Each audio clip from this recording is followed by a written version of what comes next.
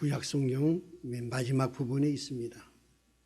제가 읽어드리겠습니다. 끝날에 이르러는 여호와의 전의 산이 산들의 꼭대기에 굳게 서며 작은 산들 위에 뛰어나고 민족들이 그리로 몰려갈 것이라.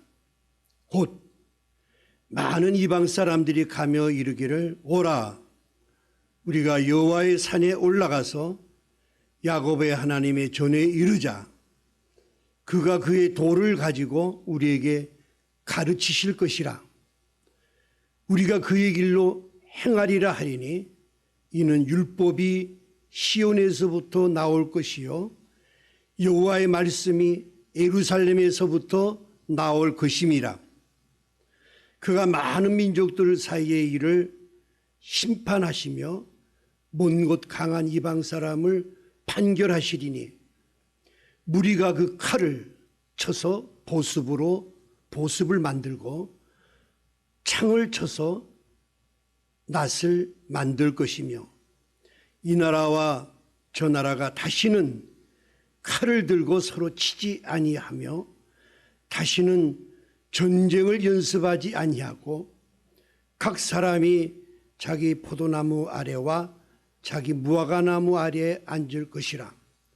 그들을 두렵게 할 자가 없으리니 이는 만군의 여호와의 입이 이같이 말씀하셨느니라. 만민이 각각 자기 신의 이름을 의지하여 행하되 오직 우리는 우리 하나님 여호와의 이름을 의지하여 영원히 행하리로다. 아멘. 우리 1945년 8월 6일 날 히로시마에 또 8월 9일 날은 나가사키에 원자탄이 투하되었습니다. 그래서 8월 15일 날은 일본의 천황 히로히토가 떨리는 목소리로 전파를 통해서 세계에 울려 퍼졌습니다. 우리 일본은 무조건 연합군에게 항복한다. 그와 더불어 우리나라도 36년 동안 일제의 노예 생활로부터 자유함을 얻게 되었고 또 전쟁터에 끌려갔던 젊은이들, 정신대에 끌려갔던 많은 젊은 여인들이 주님 품으로 돌아오게 되었고 억울하게 옥살이하던 옥문이 열리면서 완전한 해방의 기쁨을 맞이했던 것입니다. 오늘 우리의 전원들 8월을 생각하면 무더운 여름이지만 아주 좋은 달입니다. 해방의 달입니다. 우리가 이 해방의 달을 맞이해서 여러분과 여러분 가정 이 달에 사탄과 죄의 사슬로 묶여있던 모든 것들이 풀려나고 감옥이 열리듯이 우리 앞에 놓여있던 캄캄한 모든 것들이 열리는 은혜의 역사가 있기를 간절히 소원을 드립니다. 이 해방의 기쁨은 잠시였습니다. 바로 남과 북이 38선으로 갈리게 되고 더군다나 5년 후에는 6.25란 전쟁으로 인해 가지고 완전히 38선이 가로놓이게 되었습니다. 눈에 보이는 38선뿐만 아니라 우리 마음속에 서로가 우리 민족끼리 원수로 삼고 죽이고 싶고 하늘 악한 마음들을 품고 살아온 지가 남북한 벌써 75년이 되었습니다. 지금 이 시대에 우리에게 필요한 것이 무엇일까 생각해 봤습니다. 요새 우리 곧 대통령을 뽑는 많은 그 후보자들이 많은데 여야 할 것 없이 좀 잘 들어보면은 이 시대에 필요한 것이 무엇인가를 몰라요. 그저 잘 먹고 잘 살게 해준다. 한강의 기적을 이뤄준다. 그런 것이 주체고 과거 들춰내고 또 비전도 주지 못하는 그런 안타까운 모습을 보면서 저런 분들이 대통령 돼서 어떻게 할 것인가 그렇게 저는 많은 후회를 하고 있습니다. 참 이 시대에 필요한 거는 평화입니다. 평화. 남북한이 또 우리 국내 안에서도 모두 갈등과 분쟁과 다툼, 38선만 분단이 아니라 또 이 민족 안에서도 가정 안에서도 이 분단, 이것이 깨뜨려져야만이 참 평화가 오게 되는 것입니다. 그럼 이 평화는 어디서부터 오는 걸까? 오늘 성경은 우리에게 말씀하시기를 칼을 쳐서 보습을 만들고 창을 쳐서 낫을 만들 때 그럴 때 평화가 온다 그랬습니다. 이 말씀은 칼이나 창은 무엇을 이야기합니까? 뭐 사람을 죽인다든가 파괴한다든가 넘어뜨리게 한다든가 이런 걸 이야기하지만 이런 것을 만들어서 그것을 쳐부숴 가지고 보습을 만든다. 보습이란 말은 우리가 잘 흔히 평소에 듣지 못하는 말인데, 이제 밭을 갈 때, 소가 밭을 갈 때 쟁기 있지 않습니까? 쟁기를 가지고 이렇게 밭을 가는데 쟁기 끝에 붙어 있는 쇠붙이를 이야기합니다. 그러니까 이 밭을 갈 때 이 보습이 없으면, 쇠붙이가 없으면 갈 수가 없죠. 그래서 이거는 무엇을 의미합니까? 이거는 건설적이죠. 일하는 거고 도와주는 걸 이야기합니다. 또 창을 쳐서 낫을 만든다. 창도 부수고 죽이고 하는 거지만 낫은 추수하는 거죠. 그러니까 일하는 거, 도와주는 거.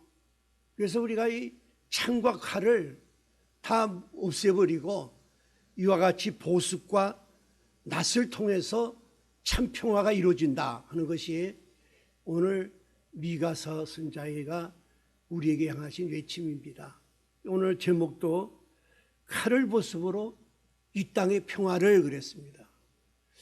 그럼 우리가 이 미가 선지자가 쓴 내용을 잠깐 한번 우리가 살펴보면은 미가 선지자 때도 우리나라와 마찬가지로 그 당시도 북은 이스라엘, 남은 유다 이렇게 갈라져 가지고 분쟁을 하고 그럴 때입니다. 또 죄악이 극성했죠.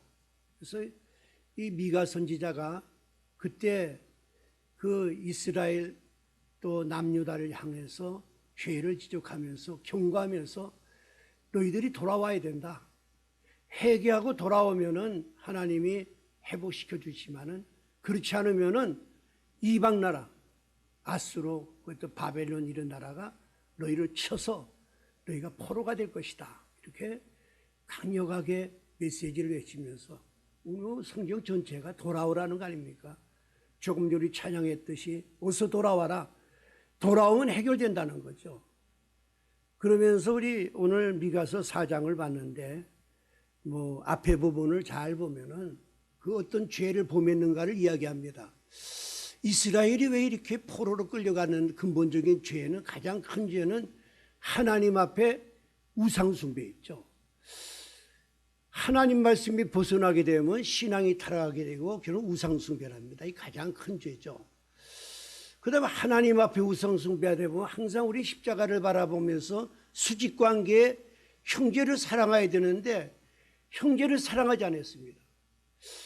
우리는 흔히 뭐 남을 좀 사랑하지 않으면 뭐가 그게 죄인가 그러지만은 이스라엘이 큰 죄, 우상 숭배도 있지만은 형제를 사랑하지 않은 죄 때문에 그들이 포로 생활한 것입니다. 우리도 이 시간 우리가 깨달아야 됩니다. 우리 형제를 사랑하지 않고. 특별히 그 내용을 보면은 지도자들이 처음부터 그랬다는 거예요. 지도자는 두 가지를 볼 수 있죠. 정치적인 지도자, 통솔자, 또 하나는 영적인 지도자들이 타락했다는 거죠. 우리 미가서 선지자의 아주 대표적인 말씀은 공의, 요새는 정의를 베풀어라. 정의가 사라졌다는 이야기입니다. 이 정의가 사라졌다는 말은, 정의라는 말은 공의라는 말로 전번 성경에 해석했는데 의를 행하되 모든 사람에게 공평하게 해야 된다. 근데 그렇지 않았다는 거죠. 있는 사람한테는 잘해주고 없는 사람은 푸대접하고 가진 자, 권력 있는 자 뭐 이런 사람하고 대우가 틀렸다는 거죠. 하나님은 차별 없이 하는데. 그러이래 보면 이 정치 지도자들이 재판할 때 그냥 돈 받아가지고 재판을 하고 뭐 이런 악행을 저질렀어요. 근데 영적인 지도자는 여기 보면 제사장이나 선지자들이 나오는데 이들이 행한 행동은 이 싹군, 돈을 받고 제사장 행위를 했다. 또 돈을 받고 예언을 했다. 선지자들이 아주 타락했다는 거죠. 그러니까 우리가 사회가 무너질 때는 왜 무너지냐면은 이 영적인 지도자들이 이것이 올바른 말씀을 전하지 않을 때 싹군 목사들이 많죠. 그 말씀의 내용도 미가 선지자는 너희들이 이런 죄를 졌으니까 돌아와라, 아니면 하나님의 재앙이 임한다, 이렇게 선언했는데 이 거짓 선지자들은 어떻게 이야기했냐면은 이게 우리가 이렇게 잘 살고 하는데 무슨 재앙이야, 그런 게 필요 없어, 아주 이 말씀으로 대적했죠. 이 죄가 크다는 거죠. 그래서 그 미가 선지자는 우리 3장 그 앞에 부분에 보면은 이름으로 이런 모든 조건이 있기 때문에 너희로 말미암아 시몬은 갈아엎은 밭이 되고 예루살렘은 무더기가 되고 성전에 사는 수풀이 높은 곳이 되리라. 완전히 예루살렘 성전이 멸망해서 무너질 것을 마지막으로 경고합니다. 얼마나 우리 이 말씀을 들으면 우리가 참 마음이 답답하죠. 그러나 하나님은 우리들에게 항상 공의의 하나님이시지만은, 심판하신 하나님이지만은 오늘 4장에 와서는 희망의 말씀을 전합니다. 너희들이 포로로 끌려가고 실패하더라도 나는 다시 너희들을 일으킬 것이다 이러면서 끝날에 너희들이 돌아온 날이 있을 것이다. 예루살렘 성전으로. 또 하나는 두 가지 의미가 있죠. 예수님이 이 땅에 오시는 날에 모든 여호와의 전의 산들이 꼭대기에 굳게 서며 작은 산들 위에 뛰어나고 민육들이 그리로 돌아올 것이다. 예수님이 오시면은 모든 산들 위에 예루살렘 성전의 살이 높든단 말은 이 복음이 전파하는 곳에 모든 세계가 다 주님 앞에 돌아오는 역사가 있을 것이다. 강대국은 또 적은 나라 다 돌아올 걸 이야기하면서 곧 이거는 많은 이방 사람들이 이르기를 오라, 우리가 여호와의 손에 올라가서 야곱의 전에 이르자. 우리 조금 있으면 복음성가 많이 부릅니다. 이 말은 이방 사람, 우리 같은 이방 사람들도 이 복음을 받아들이고 가만히 있지 않고 우리가 나가서 다른 사람들한테 와, 빨리 와, 여호와께로 돌아와라, 여호와의 손에 같이 올라가자. 그러면은 그 예수님이 진리의 말씀을 우리에게 가르쳐 줄 것이다. 그리고 그대로 행할 것이다.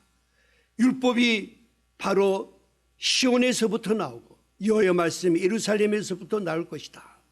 이 말은 모든 구원은 유대인으로부터 온다. 그렇죠. 유대인들이 예수님도 유대인의 옷을 입고 오셨고 결국은 예수님이 제자를 통해서 복음이 전파되게 할 것을 예언한 것입니다.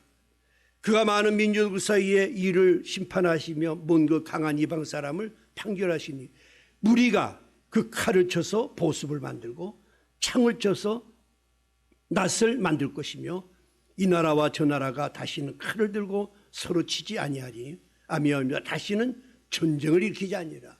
예수님이 오실 때 이와 같은 현상이 일어날 것을 말씀해 주셨던 것입니다.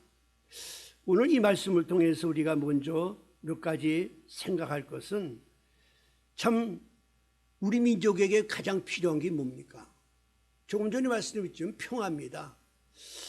참 저는 이 정치하는 사람들이 이 너무나 어리석은 게 하나님 말씀을 아는 사람도 많은데 왜 우리가 이렇게 참 먹고 살기가 더 이렇게 풍부하고 과거보다는 뭐 생각할 수가 없죠.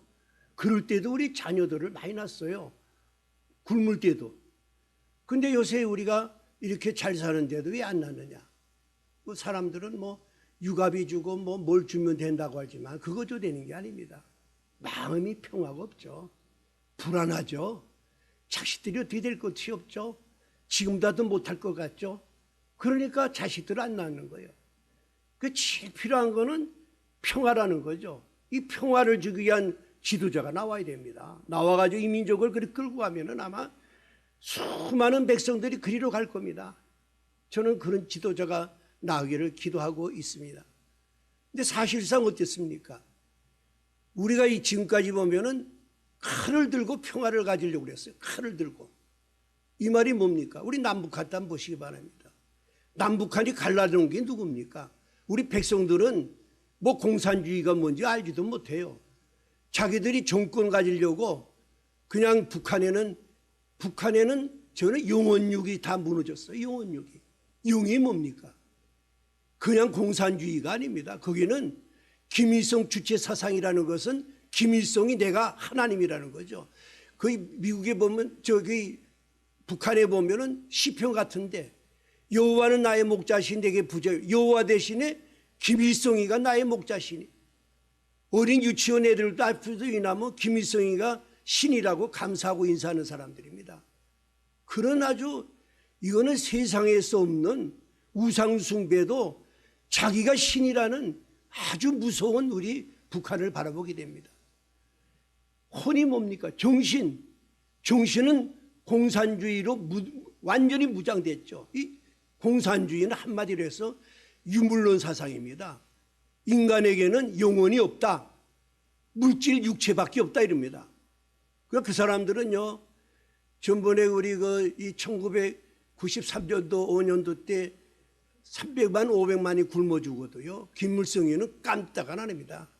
그거는 뭐 사람을 영혼을 생각 안 하고 육체만 생각하니까 사람은 그저 죽어 육체가 죽는다고 생각하니까 지금도 뭐 탄광에다가 뭐 무슨 수용소 만들어 죽어가도요 잔인하죠. 아주 무섭습니다. 사회주의. 만약에 우리나라에도 그런 사상이 있는 사람은요 생명을 귀하게 여기지 않습니다. 막 북한으로 끌려가 총을 맞고 죽던 걸 생각 안 합니다. 이런 아주 우리 칼을 가지고 육적인 게 뭡니까? 제가 그 신학원 공부할 때가 1991년, 2년, 3년 이때요. 그때 벌써 북한이 핵무기를 지금 만들고 있다. 벌써 30년 가까이 되지 않습니까? 이제는 완전히 핵무기를 가지고 저 사람들이 막 터뜨리고 하는 게 왜 그럽니까? 우리는 핵무기 가졌으니까 너네 나만 우리한테 복종해라. 칼을 들고 내가 이제 평화를 이겠다는 거죠. 무서운 세계에 살고 있습니다. 우리나라는 그런 건 없는데 완전히 이 정치 지도자들이 편 가는 거, 특히 이 정권 와가지고 완전히 편을 갈아요. 편을. 사상적으로도 갈고 완전히 있는 자 없는 자 완전히 갈아버리고 완전히 내 편 아니면 상대편은 적이에요. 적. 그래서 요전에 누가 그러더래. 선교사 가정인데 다 근데 한 분만 뭐 좀 틀리니까 그분이 있으면 다 피한대요. 싸움이 나니까. 가정에도 싸움 나고 교회까지도 지금 뭐 진보 보수 해가지고 싸움이 붙어요. 완전히 평가리고 해가지고 완전히 이거를 칼로 평화를 이루려고 하고 있죠. 무기로 힘으로 지금 정치하는 사람들도 힘을 가지고 백성들을 누르려고 하고 잡아놓고 형을 높이 하고 이런 아주 위기에 처해 있는 것이 우리 한국의 현실인 것입니다. 정말 우리 이 이스라엘의 그때 사회를 볼 때 이 정치 지도자들이 돈을 받고 재판을 했다. 뇌물을 받고. 우리나라 현실 한번 보세요. 검사나 뭐 이 판사 모두가 다 권력과 돈에 의해서 일이 움직이고 오늘은 무슨 죄를 정했다 내일은 무죄고 완전히 이런 무법천지가 됐다는 거죠. 지금 현재가. 왜냐하면 칼, 힘을 가지고 하기 때문에. 우리나라라 뭐가 또 거의 똑같다고 봐요 저는. 그는 이런 이 시대에 양심이 있느냐. 저는 그렇게 생각합니다. 자녀가 부정으로 그것도 권력이 있으니까 뭘 위조해가지고 뭐 잘못돼가지고 들어갔으면 부모가 잘못했다고 그래야 되죠. 잘못했다고 합니까? 다 응당하다고 하죠. 우리가 이런 참 암울한 이 시대에 살면서 진정한 평화가 어디서부터 올 것인가? 오늘 성경은 칼을 쳐서 보습을 통해서 너에게 평화를 줄 것이다. 이 말은 예수 그리스도께서 이 땅에 오셔서 이 복음을 통해서 칼을 쳐서 보습으로 만들어 주시겠다는 말씀인 것입니다. 사랑하는 여러분, 우리 이방인들은요 전부 칼을 들고 평화를 이루려고 합니다. 우리 예수님 당시에 바로 강대국이 로마 아닙니까? 로마는 지금 미국이나 뭐 이런 중국보다 될 게 없이 막강한 힘을 가졌습니다. 이 로마도 부르짖는 것이 팍스 로마나, 이 라틴어죠. 팍스라는 말은 평화입니다. 로마, 나라는 말은 로마의 평화다. 로마가 평화를 준다. 참 평화는 예수 그리스도가 주시는데 우리 로마가 주겠다. 칼을 통해서 주겠다. 그들은 칼을 통해서 점령하면서 노예로 끌려와서 우리에게 복장하고 로마의 깃발 아래 모이기만 하면은 너희들에게 모든 자유와 평화를 주겠다. 이렇게 부르진 것이 바로 팍스 로마노입니다. 칼을 들고 평화를 한다. 그 당시에 이스라엘은 우리가 일제시대 때 일본의 그 속국이었듯이 노예 생활을 했죠. 노예 생활하니까 그 이스라엘 민족들 속에 가슴 속에는 그 로마에 대한 강한 칼을 갈고 있었죠. 우리가 일제시대 때 36년도 살면서 그 일본에 대한 칼을 갈듯이 가지고 있었습니다. 제자들뿐만 아니라 3년 동안의 제자들뿐만 아니라 오늘 베드로도 그랬죠. 베드로도. 그래서 겟세마네 동산에서 기도하고 내려오실 때 바로 그 이 새벽에 대제사장 종들이 그 예수님을 포박할 때 그 베드로가 어떻게 했습니까? 칼을 뽑아가지고 말고이기를 잘라버리지 않았습니까? 근데 예수님께서 칼 든 자는 칼로 망한다는 그 말씀을 듣고 칼을 집어넣었지만은 그의 마음속에는 계속해서 로마를 향한 칼을 갈고 있었던 것입니다. 예수님은 로마에게 평화, 로마에게 진정한 복음을 전파해야 되는데 그러기 위해서 베드로를 칼을 쳐서 보습으로 만드는 작업이 바로 마가다락방에서 그 대장간이 되어가지고 그 마가다락방에서 성령의 불이 내려와서 그 칼을 가는 제자들의 그 특히 베드로의 가슴을 불을 내리치니까 그 칼이 녹아가지고 보습으로 되면서 평화의 사도가 되었던 것입니다.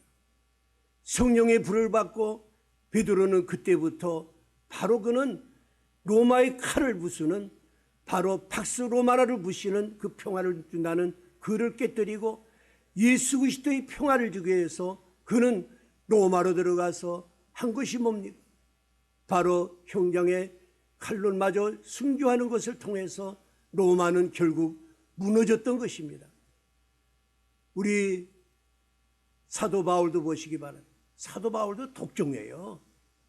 보면은 그 이 스데반 집사 그 돌로 쳐 죽이는데 그 돌을 맞아서 피투성이가 숨넘어가는 걸 보면서 그 밑에 사울이라는 청년은 그 돌을 그 옷을 이렇게 보관하면서 쳐다봤던 사람입니다. 그는 예수 믿는 사람들에 대한 분노 칼을 갈기 시작해서 다메섹 상으로 달려갔죠. 죽이기 위해서 칼로.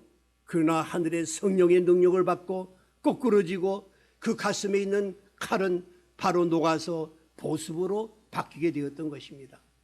그러므로 사도 바울은 그때부터 그 칼을 버리고 예수 그리스도의 복음을 가지고 그의 강한 꿈이 저 로마를 내가 보아야 하리라. 하나님 내가 로마를 가겠습니다. 로마에 가겠습니다. 그는 하나님의 허락을 받아서 쇠사슬이 되어서 로마에 가서 그는 칼로 한 것이 아닙니다.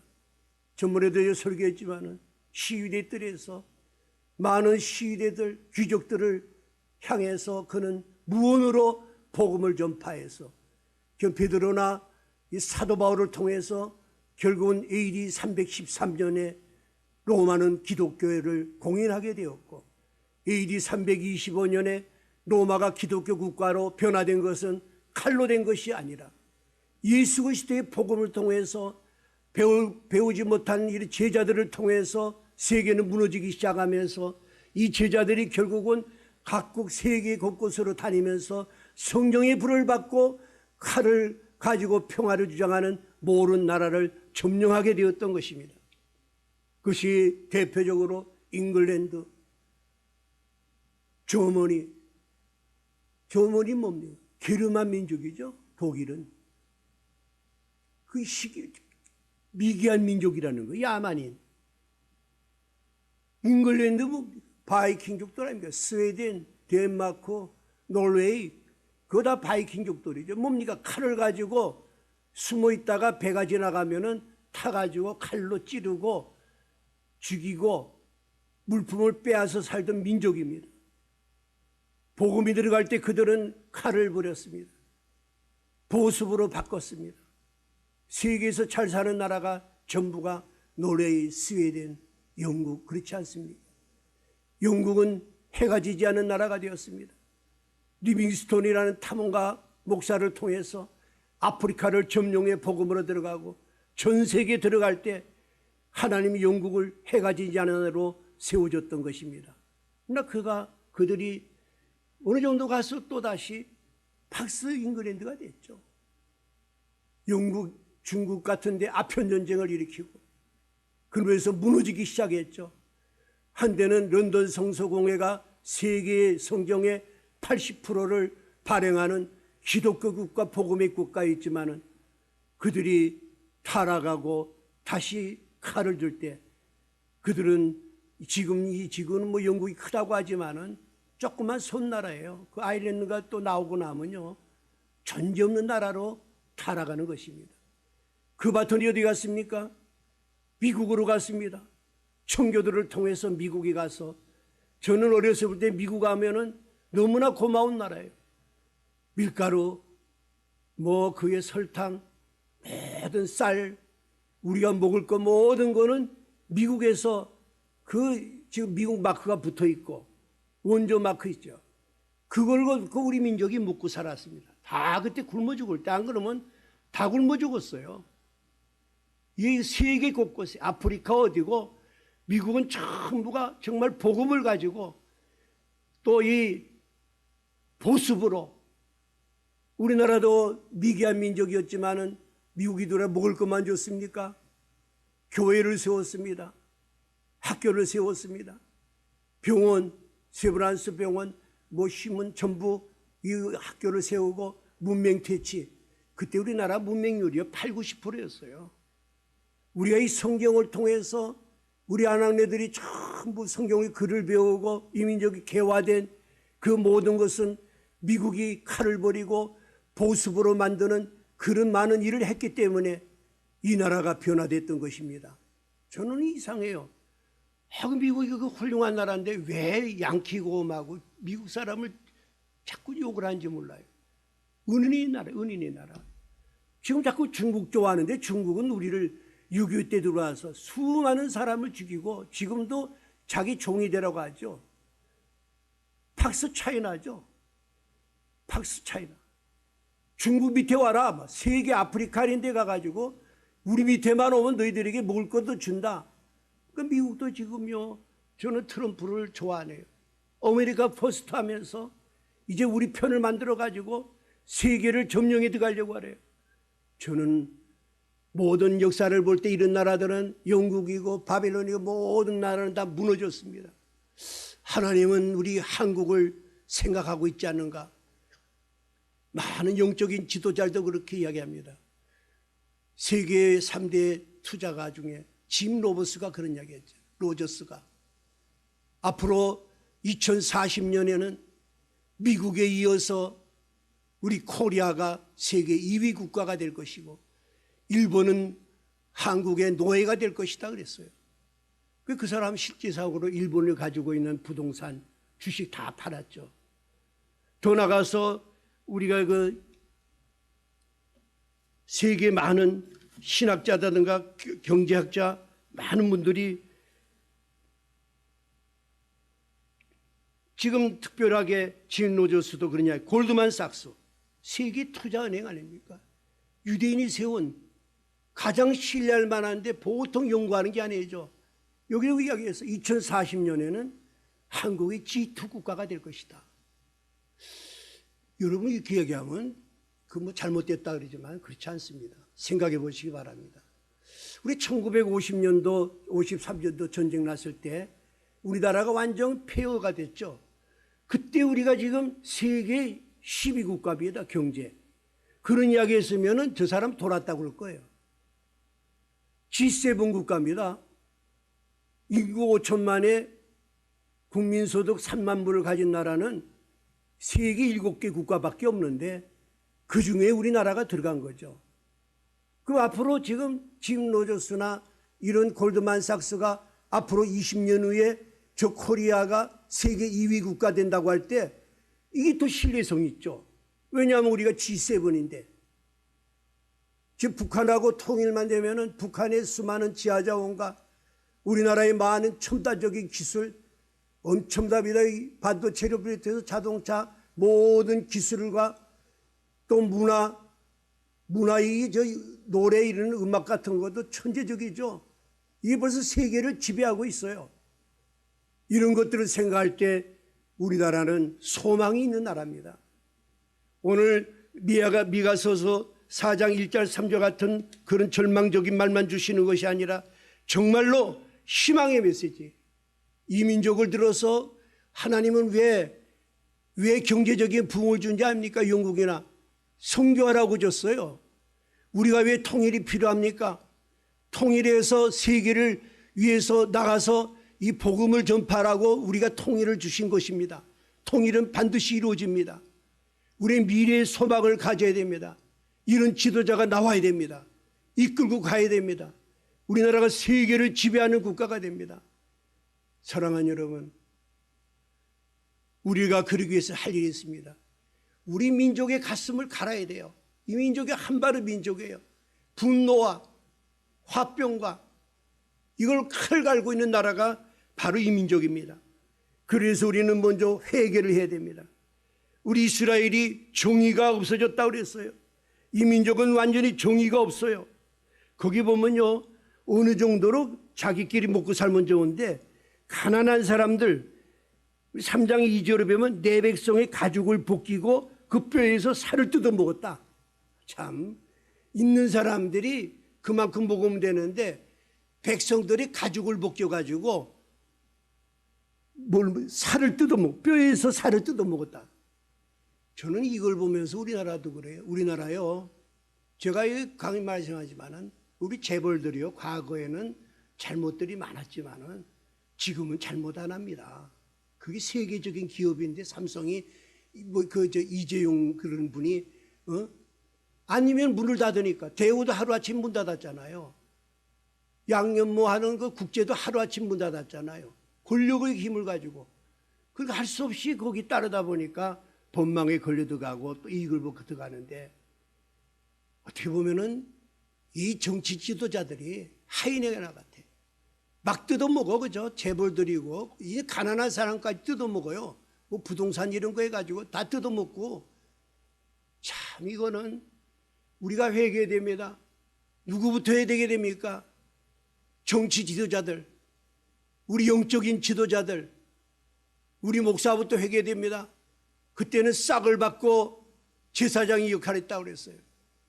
돈 때문에 움직이는 목사들, 이런 거 회개해야 됩니다.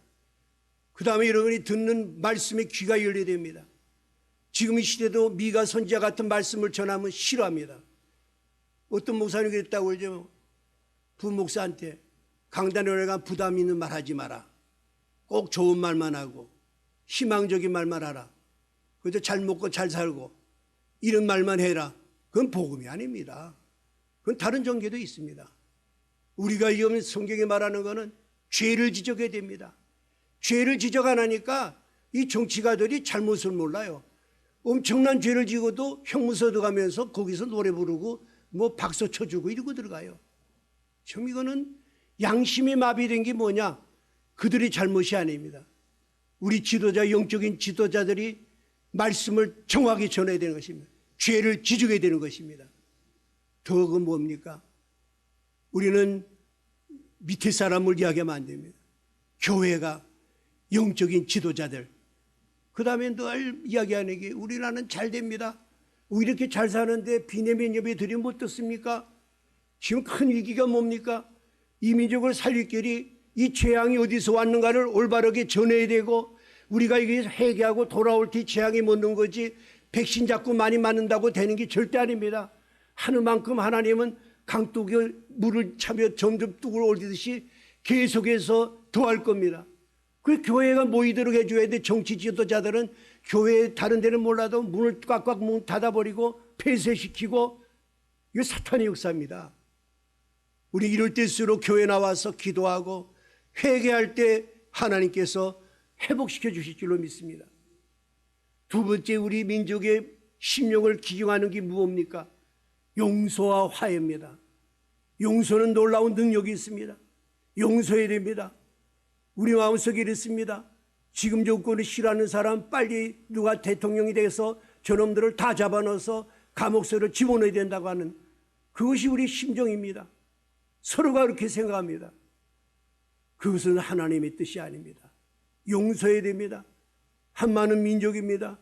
6.25 사변을 통해서 하늘 가지고 있고 4.19를 통해서 얼마나 많은 하늘 가지고 있었습니까? 5.18을 통해서 얼마나 가지고 있습니까? 우리가 이 한을 어떻게 풀어야 됩니까? 용서밖에 없습니다. 이 시간에도 목사가 이런 설교하면 싫어합니다. 저 사람은 무슨 파야? 우리가 용서해야 됩니다. 이유가 없습니다. 용서해야 됩니다. 일본도 용서해야 됩니다. 일본에 왜 그렇게 뭐 죽창문 가지고 죽인다고? 그게 대통령으로부터 무슨 장관 이런 이야기가 어디 있습니까? 이 시대에. 지금 어떻습니까? 일본의 경제는요, 우리나라 경제하고 독일 경제 더한 것보다 더 강합니다. 군사는 저 세계 2위 국가예요. 강한 국가입니다. 우리 힘이 없습니다. 우리가 그걸 용서해야 됩니다. 우리 한동안에 우리 미국, 일본 사람 우리나라 얼마나 좋아했어요. 그 부인들이 겨울연가가 보고 관광을 떼어시 오고 젊은이들이 한국 노래를 부르고 그렇게 좋아했습니다. 그 여인들이나 그 젊은이들은 이런 우리 70년 전에 그들의 악행에 대해서 잘 모릅니다. 그 모르는 세대한테 자꾸 분을 일으켜서 요새는 그 사람들이 우리를 싫어한다고 그래요. 여러분, 우리는 용서해야 됩니다. 용서할 때 하나님께서 새로운 길을 열어주실 줄로 믿습니다. 마지막으로는 우리 4절 말씀 보면요, 각 사람이 자기 포도나무 아래에서 자기 무화과나무 아래에 앉을 것이라. 이 말은 이스라엘의 평화의 가장 아름다운 모습입니다. 저는 이 말씀이 은혜가 됩니다. 이 말은 포도나무를 자기가 심어서 그 열매를 먹고 포도를 먹는다는 거죠. 무화과나무가 자기 심어가지고 땀을 흘려서 거기서 나오는 무화과를 먹고 이런 나라를 하나님이 주신다고 그랬습니다. 우리는 잘못됐습니다. 우리 교회에서도 복을 줍다고 그러면 기적을 자꾸 이야기해요. 하나님이 뭐 11조를 바치니까 뭐 갑자기 뭐 떼부자가 됐다. 누가 땅을 사니까 막 벼락부자가 되니까 11조. 성령은 그런 기적은 특별한 경우에 은혜가 잘 신학이 없는 사람에게 베풀어 주지만은 하나님이 우리에게 베풀어 주신 참된 복과 평화는 우리가 수고하고 땀 흘리는 대로 얻는 것입니다. 여러분, 정의가 뭐라고 그랬습니까? 공평한 걸 이야기하죠. 열심히 더 많이 노력한 사람은 더 많은 것을 얻고 게으르고 나태한 사람은 못 얻는 게 정의입니다. 평준화, 공산주의 평준화 그래요. 북한이 지금 평준화 그래요. 북한 사람들이 그런데요. 어떤 사람들은 북한은 뭐 이발도 공짜고 다 공짜돼. 왜 공짜입니까? 그 사람들이 새벽에 일어나서 별 보기 운동했죠. 밤에 별 보고 들어오고 내내 그런 생활했습니다. 그러나 그들은 아직까지도 입밥 하나 못 먹죠. 다 굶어 죽죠. 열심히 노력해야 뭐합니까? 계속 가뭄, 풍랑, 태풍 불고 다 쓰러지고 남은 거는 김정은이하고 평양 시민 한 10만이 다 먹어치우고 모든 사람들은 죽도록 고생하고 아무것도 갖지 못하죠. 이거를 바로 세우는 게 참된 평화라는 것입니다. 바로 복지라는 것도 뭡니까? 바로 없는 사람들을 다 평준화시켜서 그들도 먹는 걱정 없이 만드는 것이 복지지, 그냥 나눠주고 있는 사람 나눠주는 게 복지 아닙니다. 평준화하는 게. 왜냐하면 하나님 말씀을 모르니까 그들은 자기 정권 유지하려고 잘못 견디러 가는 것입니다. 우리 여러분, 시편에도 그렇게 말씀이 있습니다. 시편 말씀 127편에 보면은 여호와께서 너희가 일찍 일어나고 늦게 누우며 수고의 떡을 먹음이 헛되도다. 아무리 노력해도요, 하나님이 함께하지 않으면은요 허사라는 걸 이야기합니다.